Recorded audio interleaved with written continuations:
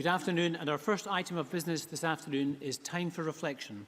And our Time for Reflection leader today is the Right Reverend Dr Nigel Payton, the Bishop of Brechin.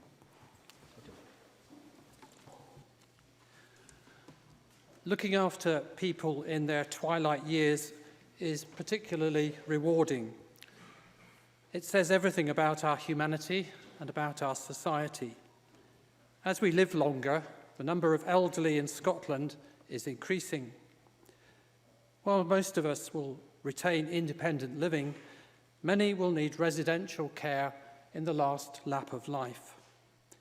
In the coming years, I believe that we will need to apply ever more imaginative compassion to caring for the elderly. In Dundee, the Scottish Episcopal Church runs St Margaret's residential home for the elderly. It has deep historical roots and a 21st century outlook, having served the city for over a century. Situated close to the city centre, it has stunning views over the River Tay and the transforming urban scene. Lord Provost Bob Duncan remarked when visiting for a resident's 100th birthday that he had no idea that such a welcoming home existed in his city. St Margaret's provides home for the vulnerable and their families who need reassurance and professional help.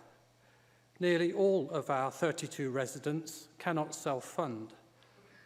Long-serving and dedicated staff pride themselves in restoring hospital leavers to mobility, self-confidence and dignity. Respite stays often become residence. As far as possible, we embrace the dementia and increasing nursing needs of our elderly residents. Our irrepressible activity staff have 1,001 ideas for every week of the year, and giving our residents choice is a key principle. St Margaret's is full, but never complacent. We are praised and challenged in equal measure by the Care Inspectorate.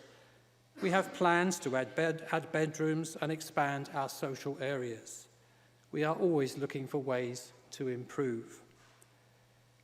We welcome the Scottish Living Wage for care workers as affirming their important work, and we simply ask that local authority funding for our residents keeps pace. As a registered charity, our business plan is very tight.